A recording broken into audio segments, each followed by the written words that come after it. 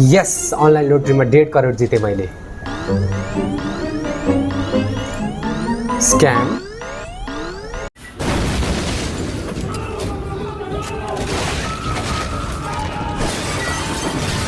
Digital प्लेटफर्महरूले हाम्रो लाइफलाई सहज बनाएको छ, तर सहजसँगै यसले रिस्क पनि लिएर आउँछ। नेपाल लगायत अरू ठाउँहरूमा पनि अनलाइन फ्रडहरू बढ्दो रूपमा देखिएको छ। यसले मान्छेको जिन्दगीभरको मेहनत र कतिपय समयमा आफ्नो इज्जत समेत गुमाउने गरेको पाइन्छ। आजको हाम्रो नेपाल एडुभर्सको नयाँ एपिसोडमा हामीले अनलाइन फ्रडको बारेमा र यसबाट कसरी बच्ने भन्ने कुरा डिटेलमा जान्नेछौँ।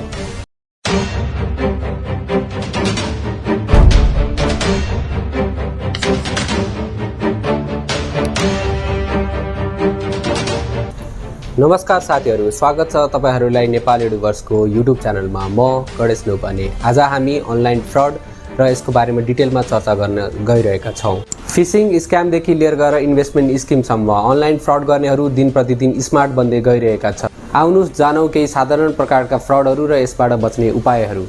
फिसिङ स्क्यामले तपाईहरूलाई झुक्काएर आफ्नो व्यक्तिगत जानकारीहरू लिने प्रयास गर्दछ। यो स्क्याममा तपाईहरूलाई इमेल अथवा मेसेजबाट अथोराइज अथोरिटीबाट पठाएको जसरी मेल मेसेजहरू आउने गर्दछ र तपाईँलाई तत्काल एक्सन लिनको लागि बाध्य बनाउने गर्दछन्।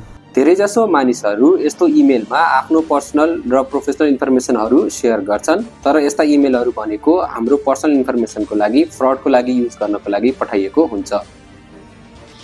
अर्को बढ्दै गरेको फ्रड भनेको अनलाइन सपिङ स्क्याम हो। यसमा फेक ई-कमर्स वेबसाइटहरू र सोसल मिडियाहरू पर्छन्। यसमा तपाईहरूसँग अनलाइन पैसा लिएर सामान पठाउँछु भन्छन्, तर सामान कहिले पनि पठाउँदैनन्। यसमा ज्यादातर सस्तोमा सामान दिन्छु भनेर डिल देखाएर मान्छेहरूलाई आकर्षण गर्ने गरिन्छ।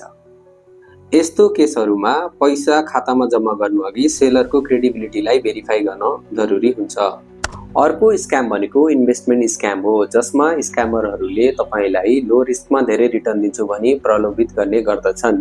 जसमा तपाईहरूले पनि प्रलोभनमा आएर धेरै पैसाहरू एकैचोटि इन्भेस्ट गर्ने, जसले गर्दाखेरि रिटर्नको साटो इन्भेस्टमेन्ट नै डुब्ने खतरा धेरै हुन्छ। 25 दिन में पैसा डबल। 25 दिन में पैसा डबल। याद राख्नुहोस्, कहिले पनि 25 दिनमा पैसा डबल हुँदैन। मुभीमा होला, रियल लाइफमा हुँदैन। अर्को स्क्याम भनेको मोबाइल पेमेन्ट स्क्याम हो, जसमा स्क्यामरहरूले अरू नै कोही भनेर तपाईहरूसँग पैसा माग्ने, झुक्याएर पैसा माग्ने गर्ने गर्दछन्। जसमा नम्बरहरू रियल नम्बर जसरी तपाईलाई पठाउने गर्दछन्। तपाईको आफ्नै नजिकको मान्छे बनेर अथवा फेक आइडी बनाएर रिक्वेस्ट गरेर अथवा डिजिटल वालेटको युज गरेर स्क्याम गर्ने गरिन्छ। अर्को पालि कसैले म इमर्जेन्सीमा छु भनेर तत्काल पैसा माग्दाखेरि होस पुर्याउनु होला। आफ्नै आफन्त काका भतिजा भए पनि विचार गरेर एकचोटि भेरिफाई गरेर मात्रै पेमेन्ट गर्नु होला। ल, बिना कुनै कोलाट्रल तपाईको लोन एप्रुभ भयो। अर्को कमन फ्रड गर्ने माध्यम भनेको फेक लोन हो, जसमा बिना कोलाट्रल अथवा बिना कुनै धरोटी धितो राखेर नै लोन दिने भनेर प्रलोभन देखाइन्छ र तपाईसँग एडभान्समा प्रोसेसिङ फी अथवा एडभान्स मनी लिइन्छ। जसमा एकदमै कम इन्ट्रेस्ट रेट लिने प्रमिस गरेर तपाईलाई धेरै लोनको प्रलोभन देखाएर फसाउने गरिन्छ। फ्रीमा र सिधैमा तपाईलाई कसैले पनि लोन दिँदैन। यदि लोन लिँदै हुनुहुन्छ भने डिटेल डकुमेन्टेसनहरू चेक गर्नुहोला। हेलो, ओहो, मैले केबीसीमा 1 करोड जिते। ए, ट्याक्सको पैसा हालिदिनु पर्यो? हुन्छ हुन्छ, मलाई डिटेल पठाइदिनु न, म हालिदिइहाल्छु। हस्। यस्तै अर्को स्क्याम हो लोटरी स्क्याम, जसमा तपाईहरूलाई फेक कल गरेर अथवा मेसेज मेल गरेर तपाईहरूले एकदमै ठुलो अमाउन्टको लोटरी जित्नु भएको छ र तपाईहरूले त्यसको लागि फर्दर प्रोसेसिङ फी अथवा ट्याक्सको पैसा अगाडि नै एडभान्स तिर्नुपर्छ भनेर स्क्यामरले तपाईलाई स्क्याम गरेर लुट्न सक्ने सम्भावना हुन्छ। तपाईले कहिले भाग्ने लिनु नभएको कम्पिटिसन जित्नुहुन्न, त्यही भएर तपाईले कहिले भर्दै नभएको लोटरी तपाईलाई पर्दैन र तपाईलाई कसैले पनि फ्रीमा पैसा दिँदैन। ओहो, 1500 मै यो सफ्टवेयर इन्स्टल गरिदिनुहुन्छ तपाईले? यति महँगो सफ्टवेयर? हुन्छ हुन्छ, लिनुहोस्, मेरो स्क्रिनको एक्सेस लिनुहोस् र मेरो इन्स्टल गरिदिनुहोस्। अर्को स्क्याम भनेको टेक सपोर्ट स्क्याम हो, जसमा स्क्यामरले तपाईलाई एकदम महँगो सफ्टवेयरहरू सस्तोमा तपाईको ल्यापटपमा इन्स्टल गरिदिन्छु, सस्तोमा तपाईलाई VPNहरूको एक्सेस दिन्छु भनेर तपाईको ल्यापटपको अथवा मोबाइलको रिमोट एक्सेस लिएर त्यसबाट डाटाहरू सबै चोरी गर्न सक्ने सम्भावना हुन्छ। हेलो, तपाईको जब लागेछ है? 50,000 रुपैयाँ स्यालेरी छ पर मन्थ। ओहो, हो र? जब नपाएर तनावमा थिएँ म। धन्यवाद सर। मैले के गर्नु पर्यो? तपाईले रेजिग्नेसन दिनु, तर हामीलाई चाहिँ एडभान्स चाहिँ 5,000 दिनुपर्छ है। हुन्छ सर, मलाई तपाईको डिटेल पठाइदिनु न कम्पनीको, म तुरुन्तै हालिदिन्छु। बेरोजगारीको समयमा अर्को लुटिने माध्यम भनेको जबको अफर हो। तपाईँ बेरोजगारबाट फ्रस्ट्रेट हुनुहुन्छ, तपाईँलाई कसैले जब लगाइदिन्छु भनेर प्रोसेसिङ फी अथवा एडभान्स मनी भनेर सुरुमै लिन सक्छ। त्यसको स्क्यामबाट बच्नुहोस्। रियल जबमा कहिले पनि एडभान्स मागिँदैन। यस्तो अफरदेखि जहिले पनि सावधान हुनुहोस्। अब यस्तो फ्रड अथवा स्क्यामबाट कसरी बच्ने संक्षिप्तमा व्याख्या गरौँ। कहिले पनि प्रलोभनयुक्त मेल अथवा मेसेज रिसिभ भयो भने त्यसलाई एड्रेस गर्न अगाडि सोच्नुहोस्। त्यसमा भएको लिङ्कहरूमा क्लिक गर्नुबाट बच्नुहोस् र त्यसमा पर्सनल डिटेलहरू सेयर गर्नबाट बच्नुहोस्। अनलाइनमा सपिङ गर्दै हुनुहुन्छ, इन्स्टाग्रामबाट सामानहरू किन्दै हुनुहुन्छ अथवा अनलाइन कुनै पनि प्लेटफर्ममा सामानहरू किन्दै हुनुहुन्छ भने हेर्नुहोस्, त्यसमा उसको रिभ्यूहरू हेर्नुहोस्, उसको जेन्युन हेर्नुहोस्, एकचोटि फोन गरेर सोध्नुहोस् र मात्र सामानहरू किन्नुहोस्। अनलाइनमा सस्तो भेट्यो भनेमा सामानहरू नकिन्नुहोस्। इन्भेस्टमेन्ट गर्नुभन्दा अगाडि लाइसेन्स होल्डर कन्सल्टेन्टहरूसँग मात्रै सल्लाह लिनुहोस्। अनलाइनमा फेला परिने धेरै रिटर्न दिने इन्भेस्टमेन्ट स्किमहरूबाट बच्नुहोस्। पैसा पठाउँदाखेरि रिसिपिएन्टको डिटेलहरू भेरिफाई गरेर मात्रै पैसा पठाउनुहोस्। कसैले म सङ्कटमा छु, इमर्जेन्सीमा छु भनेर अनलाइन पैसा मागे पनि उसलाई कल गरेर जेन्युन हो कि होइन भन्ने कुरा थाहा पाएर मात्रै पैसा पठाउनुहोस्।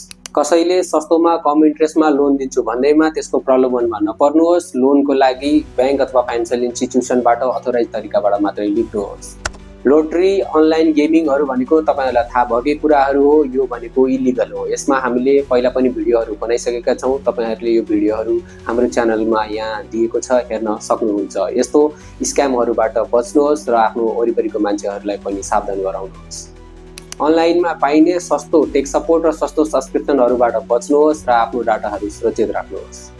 जब पाउनको लागि आफ्नो स्किलमा काम गर्नुहोस्, आफ्नो प्रोफेसनमा काम गर्नुहोस् र जब पाउनुहोस्। बसी पैसा पाइँदैन, त्यही भएर अनलाइनमा पाइने, घरबाट काम गर्ने अथवा धेरै पैसा पाइने भन्ने फ्रडहरूबाट बच्नुहोस्।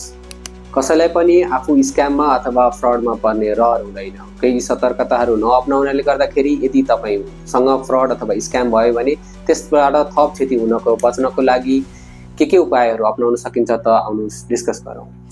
तपाईँलाई अनलाइन फ्रड भएर ब्याङ्क अथवा वालेट तपाईँको ह्याक भयो भनेदेखि सबैभन्दा पहिला तपाईँले आफ्नो ब्याङ्क अथवा वालेटको सर्भिस प्रोभाइडरलाई खबर गर्नु, जसबाट तपाईँको थप क्षति हुनबाट बचिन्छ। किनभने तपाईँले इन्फर्मेसन दिएपछि तपाईँको अकाउन्ट फ्रिज हुन्छ। अर्को स्टेप भनेको तपाईँहरूको फ्रडमा पर्नुभयो भने साइबर ब्युरोमा गएर केस दर्ता गर्न सक्नुहुन्छ। उहाँहरूले अनुसन्धान गरी सही कानुनी कारबाहीहरू गर्नुहुनेछ।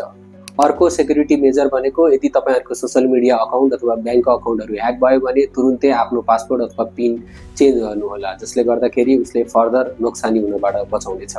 तपाईँहरू आफू प्रथम कदाचित स्क्याममा अथवा फ्रडमा पर्नुभयो भने लाज मानेर नबस्नुहोला। तपाईँहरू कसरी स्क्याममा पर्नुभयो भनेर आफ्नो वरिपरिको साथी अथवा फ्यामिलीसँग सेयर गर्नुहोला, ताकि तपाईँ जस्तै अरू पनि नफसुन्।